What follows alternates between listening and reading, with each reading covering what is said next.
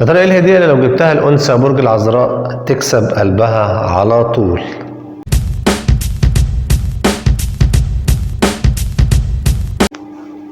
هنقول الفقرة دي في كل فيديوهات الهدايا علشان اللي ما تابعش الفيديوهات التانية. قلنا ان الهدية بتوصل رسالتين مهمين جدا. الأولى انك لما بتطلع فلوس من جيبك وبتشتري الست هدية، فدي حاجة بتعني للست قيمة كبيرة جدا جدا جدا، وما تسألنيش ليه. الحاجة التانية ان انت لما بتجيب للست هدية هي محتاجاها او هي عايزاها، فده معناه ان انت فاهمها، والست بتعشق الراجل اللي فاهمها.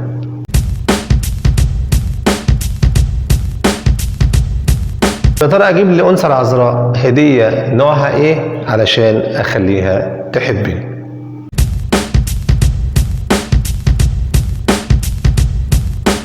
اولا لازم تنسى خالص الطريقه اللي بتفكر بيها الابراج الاخرى في موضوع بقى الورد والشوكولاته والكلام من ده. هتجيب لها الكلام ده، لكن هي مش بتفكر بالطريقه دي خالص. هي ست عمليه جدا وبتحب الحاجه النافعه المفيده ليها.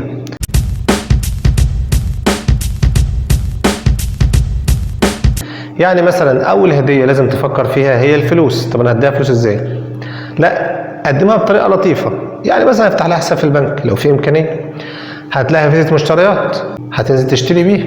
مش هتديها فلوس كده، هتديها لها بطريقه كويسه. طبعا النوع ده من الهدايا بيجيب معاها جدا لدرجه لا تتخيلها، ودي اقوى هديه ان انت تديها فلوس.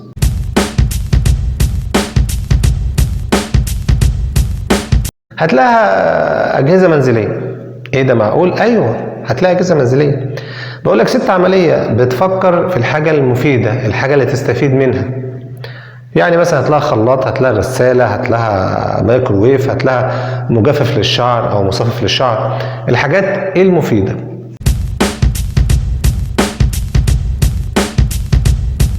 لانها عمليه فبتتحرك كتير وبتبذل مجهود وبتروح وتيجي، فانت على طول تفكر دايما في البرفانات ومنتجات العنايه بالبشره والبادي لوشن والحاجات اللي هي خاصه بالنظافه الشخصيه، لان هي بتهتم جدا جدا على فكره بالنظافه الشخصيه.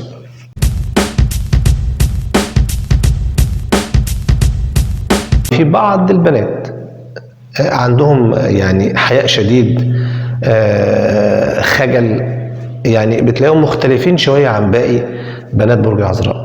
النوع ده لو معاك او قابلته، ده مش هتجيب له بقى فلوس واجهزه منزليه وكده، لا، ده هتبدا معاه من الشوكولاته والورد والحاجات اللي هي رومانتيكيه قوي دي. بس ده لو لاحظت عليها كده. اما لو لاحظتها بنت عذراء عاديه عمليه وبتتحرك وبتروح وتيجي، لا، ابدع معاها زي ما قلت لك بالفلوس والهدايا العمليه زي الاجهزه.